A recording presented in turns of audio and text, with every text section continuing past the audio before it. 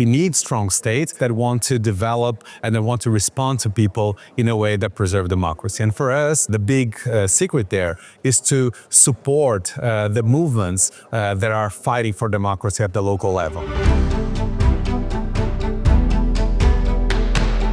We are in a moment in which we are seeing democracy and open society values being challenged by democracy itself.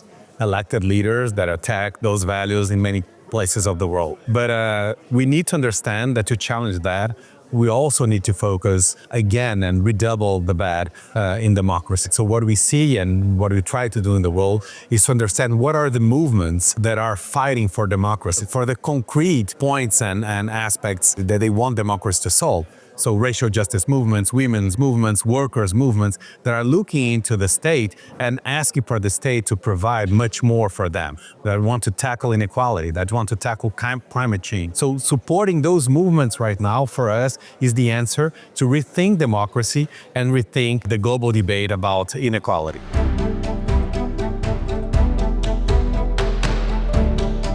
We have challenges right now in the world that are at a size that no one will be able to tackle that alone. Climate change, the pandemics, inequality itself, poverty. Those challenges will require, first of all, a global mobilization. But it is true that those challenges won't be solved also by goodwill and agreements between business sector, private sector, civil society. We will need a strong state in different parts of the world to address those challenges. So the big point right now is how can we build a stronger state? How can we build the fiscal space for states to address those challenges and at the same time preserve democracy? And for us, the big secret there is to support the movements that are fighting for democracy at the local level. Those movements will build and will fight for stronger states that are respondent to those issues, and then we can have a global debate that is based on those issues. One of the big examples that we can see right now is the discussion on tax.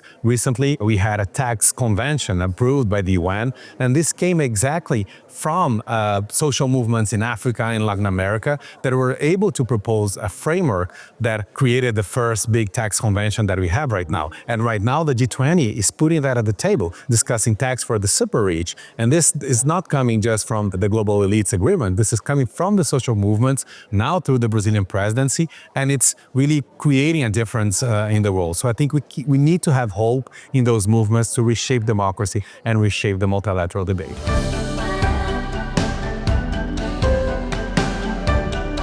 So the world is more and more challenging with a level of conflicts and attacks on human rights, and that many times are not just made by those who are labeled as authoritarians. From Gaza to Ukraine to Sudan, conflicts that are really stretching, I think, the limits of international law. So the first point is we need to pressure leaders to abide to international law, to abide to the values that inspire the UN.